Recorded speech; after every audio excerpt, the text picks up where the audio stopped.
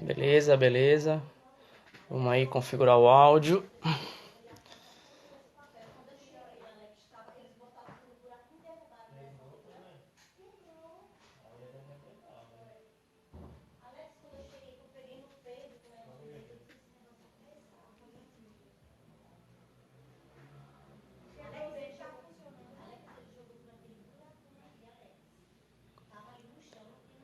Olá, olá, olá. E aí, o áudio? Tá tranquilo? Dá pra ouvir? Fala, Rian, tudo tranquilo? Leone, Jordan. E aí, pessoal, o áudio tá tranquilo? Dá pra identificar a informação? Tá tudo tranquilo? A luz tá bacana? Laís.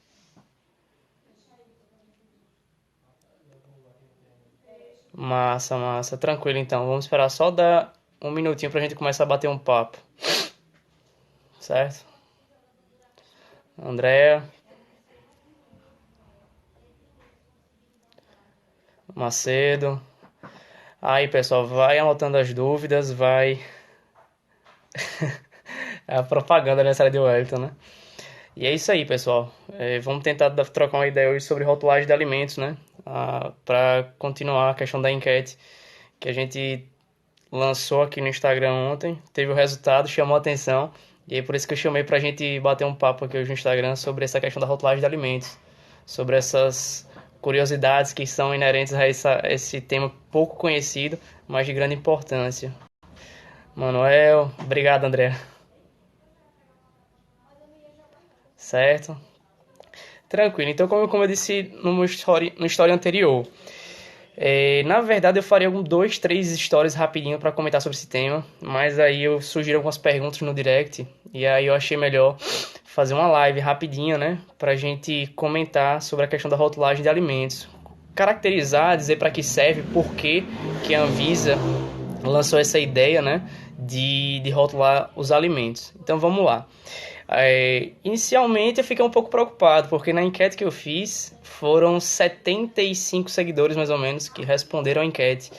E desses 75 seguidores, 39 acenaram como não observam, não têm a curiosidade de ler o rótulo dos alimentos, e 34 como observam, né, que fazem a leitura dos rótulos dos alimentos ou tentam identificar o que tem ali. E o preocupante é que, na verdade, desses 34 que disseram, afirmaram que fazem a leitura dos rótulos, mais ou menos 20, 25 são nutricionistas, são estudantes de nutrição que já têm um certo conhecimento sobre a causa, né? Então perceba a discrepância das pessoas que observam o rótulo dos alimentos e que não são associados, não têm vínculo com a nutrição. Então vamos lá. A ideia de rotular um alimento, ela é muito importante, né? Por quê? Na verdade, até pouco tempo, não existia essa preocupação de trazer informação nutricional no alimento. Então, a partir de 2002, né, a 2002, 2003, que foram as primeiras legislações vigentes no Brasil para rotular os alimentos, foi que passou a ter essa preocupação, né, em apresentar ao consumidor aquilo que ele está consumindo. E a rotulagem ela é obrigatória para todo alimento que é embalado na ausência do consumidor. Então, nessa embalagem aí, é interessante ter o conhecimento desses ingredientes, desses nutrientes e o que ele quer dizer para a gente, certo? Então, há uma padronização, na verdade, uma harmonização de todos esses alimentos que são comercializados no Mercosul. Não que eles venham a ter as mesmas configurações, as mesmas informações, mas de uma forma harmônica. O Mercosul, na verdade, tem essa legislação, tem essa informação nutricional semelhante para os alimentos comercializados nesses países, certo? Então eu anotei aqui algumas coisinhas para a gente comentar. E por que rotular um alimento? O rótulo dos alimentos, na verdade, é bem interessante para que a gente venha ter conhecimento sobre o que está presente ali, né? Sobre a questão, quais são os itens obrigatórios, na verdade. São os carboidratos, são as proteínas, são as gorduras totais, as gorduras saturadas, as gorduras trans, fibra alimentar e o sódio. Então, estão ali presentes e elas vêm muito a corroborar, né, com as políticas públicas que o Ministério da Saúde vinha lançar para combater algumas doenças crônicas não transmissíveis, né? Que são essas doenças que mais necessitam de atenção e investimento do governo brasileiro, que são principalmente hipertensão arterial e diabetes tipo 2. Então, daí a necessidade de a gente informar o alimento que está ali presente, quanto que tem nesse alimento e se é viável ou não aquela pessoa estar consumindo esse alimento, certo? Então, na verdade, esse foi outro item, né? Saber quais são os itens obrigatórios e qual a necessidade de identificar se ele está presente ou não. Aí pergunta, Nutri, e aí? Por que que determinados alimentos eles não têm todos esses nutrientes que você comentou aí, né? Por exemplo, a proteína, a gordura total. É que, na verdade, quando possui uma quantidade insignificante, menor que zero, essa rotulagem ela é facultada, não é obrigatória. Tem a opção de informar ou não essa quantidade em gramas, né, e em calorias, consequentemente, nesse rótulo desse alimento. Destaquei aqui algumas outras coisas também para a gente conversar. É, existem todo, apesar de ser uma informação muito da nutrição, né? Existe essa situação de tipo daquelas vitaminas e minerais que existem lá, vitamina E, vitamina K, é, as vitaminas lipossolúveis, hidrossolúveis, né? Ferro, zinco, manganês, cobalto. Por que que essas vitaminas e minerais não são obrigatórias numa rotulagem de alimento, no rótulo do alimento? É que, na verdade, a rotulagem é obrigatória para aqueles outros itens que eu comentei, e apenas quando houver a presença de 5% ou mais desse determinado nutriente no alimento, né, de acordo com a nossa densidade nutricional diária, de ingestão diária, que são as famosas DRIs, que são as recomendações de ingestão diária para determinado nutriente, aí sim esse nutriente deverá ser apresentado no rótulo desse alimento. Não tendo a presença dos 5% desse nutriente no alimento, fica facultada a presença deste, certo? Valeu. Vão deixando algumas dúvidas se porventura surgir, se eu estiver falando muito rápido, para a gente aprender um pouquinho mais, certo? Deixa eu ver outra coisa que eu comentei aqui. Tem outra situação bem interessante que é a questão dos alimentos. Diet, light, zero, né? Aquelas alegações que contém lá no rótulo dos alimentos que nem sempre as pessoas sabem identificar. Todo mundo pensa que aquilo ali é para perda de peso, né? Vai tá comprando um alimento diet, light, com a finalidade de emagrecer, e nem sempre é muito essa finalidade aí. Então, alguém saberia identificar aqui, alguém online, o que significa esse alimento diet, light, para que serve?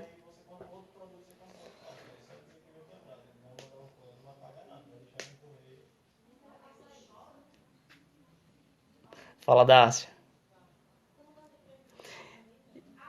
Então, deixa eu explicar. Os alimentos diet, na verdade, né, aqueles que têm a alegação, que têm a propriedade de ser conhecido como um alimento diet, ele apresenta, na verdade, a retirada de um determinado nutriente da sua composição. Ele é um tipo de alimento específico ou muito disseminado para as pessoas que precisam, não podem fazer ingestão de determinado nutriente. Por exemplo, as pessoas que têm o diabetes, né, elas precisam, elas não podem, na verdade, estar fazendo um grande consumo de alimentos ricos em carboidrato, né, carboidratos simples, açúcares. Então, daí a necessidade da gente saber identificar esse alimento diet, que aí sim seria um alimento bacana para esse indivíduo. E o outro tipo de alimento é o alimento, na verdade, conhecido, né, como light. Esse sim é um alimento que ele pode omitir da sua composição até 25% de um nutriente ou de calorias. Então é interessante a gente identificar, né, quando o alimento é light. Light em que? Em que foi retirado esse percentual? Foi retirado de gordura, foi retirado de carboidrato, foi retirado do valor calórico dele, né? Daí sim a gente entender que, sabendo utilizar de forma inteligente, esse é um alimento que pode configurar, é um produto, um alimento industrializado que pode, na verdade, auxiliar nesse foco de perda de peso. Lógico, sabendo que nossa alimentação deve ser sempre, né? Ela deve ser sempre é, focada em alimentos naturais, naqueles minimamente processados, que não passam pelo processo de industrialização, de ser adicionado uma embalagem, na verdade, que, que venha a levar conservantes, que venha a levar aditivos alimentares, que venha trazer todo aquele malefício que a gente já conhece, certo? Então, ficou clara essa ideia do diet, do light aí. O diet são mais para pessoas sal grosso, é mais saudável. Então, Lucas, ó, existe até uma curiosidade nessa questão do sal. Não sei se você já ouviu falar que existe o sal light, né? E como eu disse, o light é aquele que vem a reduzir um determinado percentual da sua composição. No caso do sal, a gente vai estar reduzindo a quantidade de sódio. Então, na verdade, existe essa opção. Sei lá, hipertensos, por exemplo, eles tendem a procurar aqueles alimentos com menor teor de sódio. O sal light seria uma alternativa para esse paciente hipertenso, para essa pessoa que não tem, não pode fazer esse consumo exacerbado de sódio.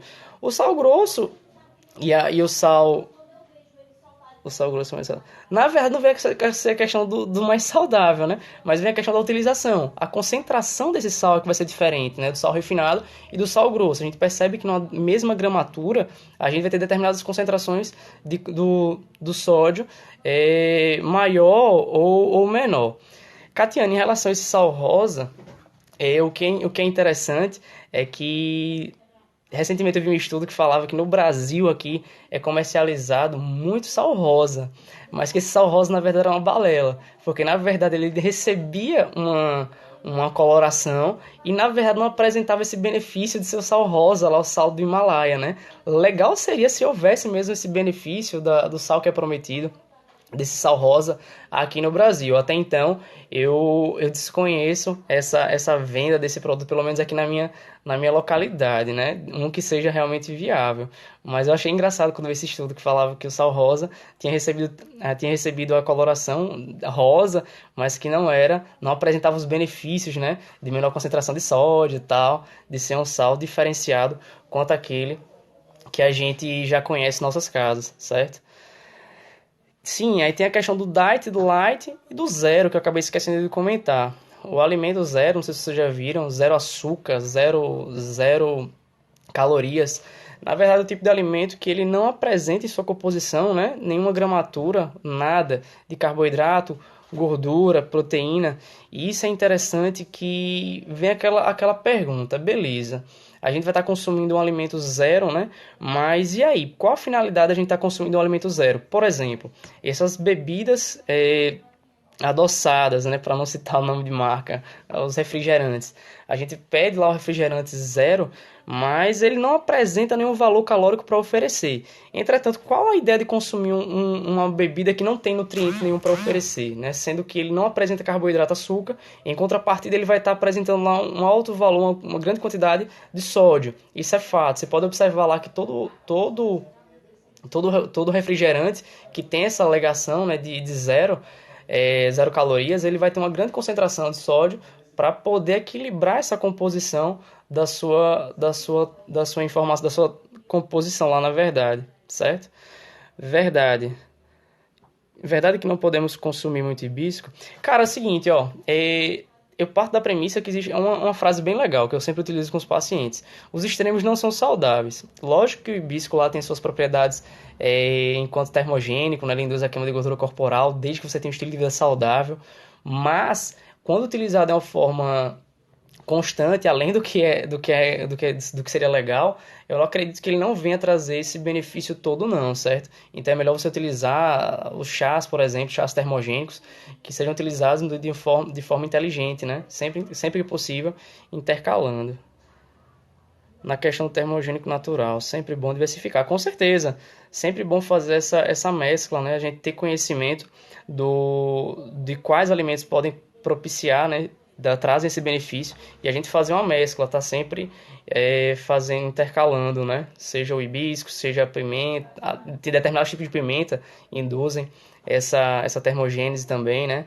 Tem tem alimentos com essa propriedade, alimentos naturais, não sendo os sintéticos que a gente encontra na suplementação, certo? Deixa eu ver aqui alguma outra coisa. Outra situação que eu comentei também, que eu tenho observado no momento, é as perguntas, os questionamentos sobre os alimentos que têm os transgênicos na sua composição, né?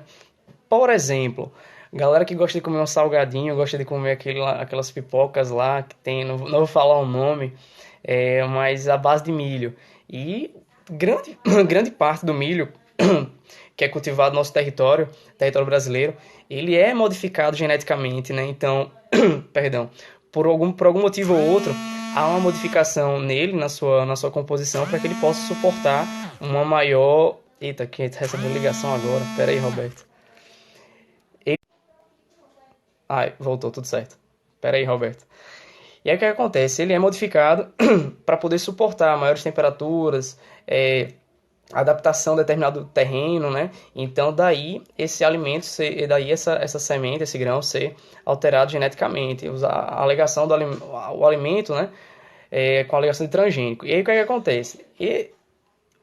Ultimamente, mais precisamente no ano 2015, saiu um projeto de lei lá na Câmara dos Deputados para remover essa obrigatoriedade de mencionar no rótulo dos alimentos essa questão de ter o pertencimento ali de um alimento, de um ingrediente transgênico ou não. E aí vem aquele questionamento, né? Tem os dois lados, o lado do pró e do contra. Por que que retirou essa alegação e por que não deixa e por aí vai? O que acontece? A alegação de não permanecer com essa alegação lá no rótulo do alimento é que não existe um consenso internacional quanto a valores para alimentos transgênicos na rotulagem dos alimentos, da FAO e de determinados outros e de outras instituições internacionais que vão estar regulamentando isso. Além de que, né, ou mencionar desse transgênico no rótulo dos alimentos, não sei se vocês já tiveram a curiosidade de perceber, de fazer essa pesquisa. Ele se assemelha a uma placa de trânsito, né, de advertência, né, o transgênico, o Tzinho lá, de uma plaquinha amarela que chama muita atenção. Então, daí esse lado negativo. Logo, entretanto, na verdade, aqueles alimentos que possuem 1% da matéria-prima, 1% ou mais de matéria-prima transgênica, eles ainda permanecem, ainda terão lá na sua rotulagem a permanência essa alegação do transgênico, certo? Então, essa é uma curiosidadezinha sobre a rotulagem dos alimentos transgênicos. Deixa eu ver aqui algumas dúvidas que eu passei e acabei não olhando. Peraí.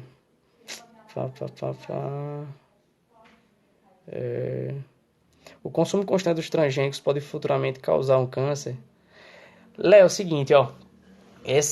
Até um material que eu estava olhando mais cedo, né? Ainda é muito escasso, ainda é muito limitada essa questão dos estudos acerca dos alimentos transgênicos que são comercializados hoje, né? Até por ter esse embate aí, por ter essa complicação toda, não há essa obrigatoriedade da rotulagem apresentar esse determinado composto lá na sua rotulagem. Entretanto, a gente sabe que existem as limitações, né, de um alimento transgênico, quando a gente vai comparar um alimento transgênico e um alimento natural, né, que não foi modificado geneticamente, que a gente sabe até onde pode ir o benefício e possíveis malefícios desse alimento, diferente do alimento transgênico, né, que ele foi modificado e a gente desconhece a limitação, a capacidade dele apresentar algum risco à nossa saúde, certo? Eu, particularmente, vou da proposta de evitar. Eu sou um cara um pouco medroso, então eu meio que prefiro o alimento natural não modificado geneticamente, certo? Vamos lá, Dácio. E o pão integral para quem tem diabetes, é certo? Dácio, seguinte, Dácio, ó. É bem interessante essa questão aí do diabetes, né? A ideia do diabetes é a gente promover uma alimentação cada vez mais rica em fibra, para que possa auxiliar no controle glicêmico, né? As fibras têm essa capacidade de reduzir, de não, não proporcionar picos glicêmicos na corrente sanguínea desse paciente. Então, grãos integrais como um todo tem esse benefício. O pão integral, sim, é uma alternativa. Não que venha a ser uma alimentação de predominante em pão integral, mas apostar também em raiz e tubérculos, né? Todos os carboidratos complexos são uma grande alternativa, né? Para esse paciente acometido pelo diabetes como no geral, certo? Beleza. Pessoal, e outra coisa, ó, eu trouxe aqui imprimir dois para a gente, eu acho que finalizar já essa questão da rotulagem. Eu trouxe aqui dois tipos de rotulagem, né, que a gente sempre observa nos alimentos. E aí a gente às vezes pega o alimento lá e percebe, depender do tamanho da embalagem desse alimento que a gente vai estar consumindo, ela pode estar disposta de duas formas. A tabela tradicional, né, comumente encontrada, que é aquela disposta na forma de tabelinhas, né, com os nutrientes expostos na lateral lá, valor calórico, proteínas, carboidratos e tal. E nas colunas seguintes, o valor calórico e a sua representação em no percentual de uma dieta baseada em 2.000 quilocalorias, né? Quanto que isso representa na ingestão diária. Então essa aqui foi a tabelinha que eu imprimi, ó, pra gente ter noção aqui, deixa eu ver se dá pra ver legal. Então aqui como eu mencionei para vocês, ó, aqui a gente tem a informação nutricional, a gente vai ter aqui os itens obrigatórios na rotulagem desse alimento, né, que é o valor calórico, carboidrato, proteína, gorduras totais, gorduras trans, fibra alimentar e sódio, né, nessa coluna aqui do lado. E aí a gente vai ter a apresentação também, ó, do valor calórico que isso representa, de acordo. 1 grama do carboidrato vai representar 4 quilocalorias, né? 1 grama da proteína, 4 quilocalorias. E 1 grama da gordura, 9 quilocalorias. Então, a partir da gramatura, a gente faz essa multiplicação e encontra lá no nosso rótulo quanto que isso representa em quilocalorias, certo? E aqui o percentual, né? Com base na dieta de 2.000 quilocalorias, que é o que sempre a gente encontra no rótulo dos nossos alimentos. E aí essa é a tabela que mais encontramos no dia a dia nos nossos alimentos, né? A tabela que a gente chama de tabela vertical. Como também pode ser apresentada essa informação nutricional de forma linear, né? Que é essa aqui, ó. Deixa eu ver, ó. Passando aqui. Certo? É a mesma informação nutricional, só que a depender do espaço desse rótulo, ela pode estar disposta dessa forma aqui, né? De forma contínua. A quantidade, o valor energético, a medida caseira, o valor de carboidrato e proteína desse alimento e quanto que isso vai configurar num dia, né? Com base na dieta de 2.000 quilocalorias, certo? Então esses são os dois modelos de tabela de informação nutricional, tabelas nutricionais e informação nutricional que encontramos nos alimentos, certo? E é isso. Alguma dúvida quanto à questão da rotulagem dos alimentos, para saber se a gente pode ajudar a dirimir qualquer dúvida? Coloca aí embaixo. Deixa eu ver aqui. Ah, sim, lembrei. Em relação a... Chegou uma pergunta no direct, uma colega perguntando como identificar, né? Ah, Nutri, fui na padaria e queria saber se o pão é integral ou se ele não era, né? E aí você disse que ia comentar o rótulo dos alimentos, essa questão da informação nutricional, e eu queria saber como é que eu faço para identificar se um pão é realmente integral ou não. Lá nos ingredientes, quando a gente pega o rótulo do alimento, né, ele vai ter essa informação nutricional como um todo, vai ter essa tabelinha lá informando a quantidade em gramatura, valor calórico e tal, e vai ter uma outra parte também lá na rotulagem dos alimentos, que é a parte dos ingredientes, né, quais ingredientes estão presentes nesse alimento. E aí o que acontece no caso dos alimentos do pão integral, por exemplo? Os ingredientes eles devem apontar os alimentos, os ingredientes, perdão, daquele alimento em forma decrescente, né? Do maior na questão da composição, daquele que é encontrado em maior quantidade até aquele que é encontrado em menor quantidade.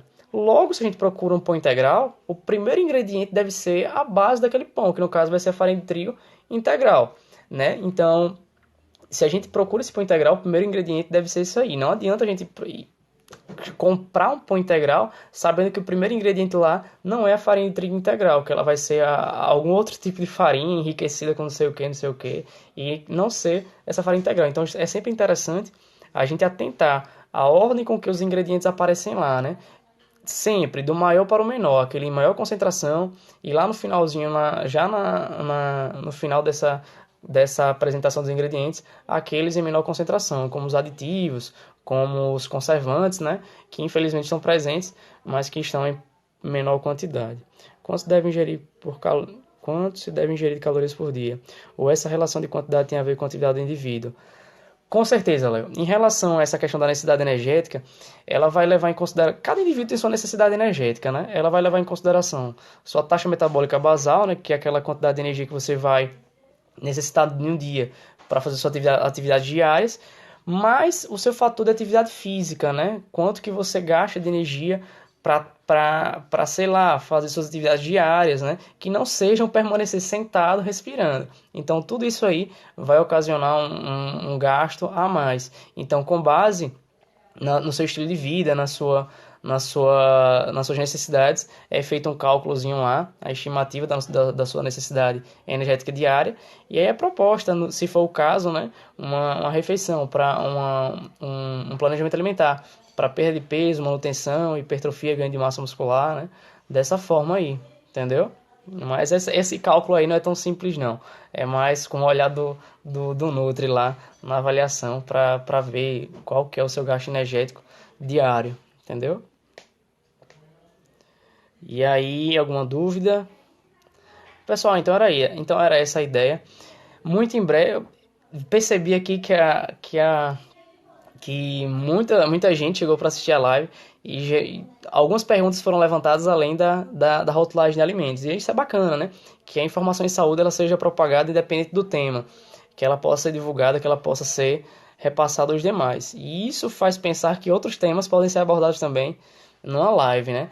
Questões bem recorrentes como o emagrecimento, a alimentação saudável, a hipertrofia, é sim um caso para a gente pensar numa nova live abordando esses temas, né? Essa, na verdade, foi só uma livezinha que eu fiz para comentar essa situação da rotulagem de alimentos, que eu fiquei bem intrigado quando eu percebi que de 73 pessoas que responderam aquela enquete lá, 34 afirmaram que fazem a leitura dos rótulos e que 39 não costumam observar o rótulo dos alimentos. E sendo que desses 34 que observam o rótulo dos alimentos, cerca de 22 foram meus colegas de graduação, né, pessoas nutricionistas, pessoas envolvidas com nutrição que já têm o conhecimento daquilo ali. Então a população em geral não costuma observar essa questão da rotulagem dos alimentos. E é sempre interessante a gente conhecer, saber o que é que nós estamos fazendo gestão no nosso dia a dia.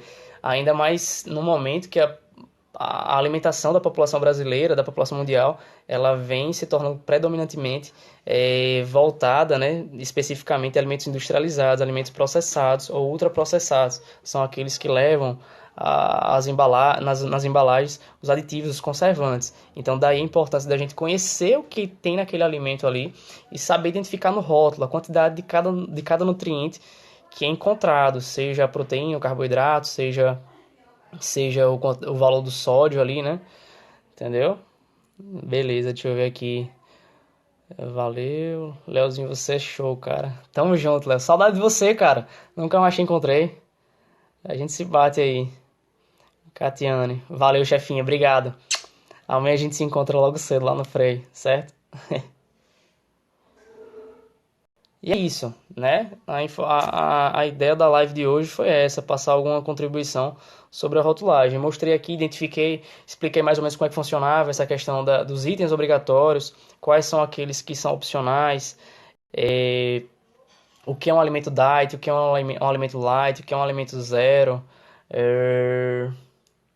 qual a importância de conhecer a rotulagem do alimento, exemplos, né, de rotulagem, trouxe aqui também, né, em forma de tabela, em forma linear, e isso aí é bacana para instigar a nossa curiosidade, né, de estar sempre aprendendo mais sobre saúde, certo?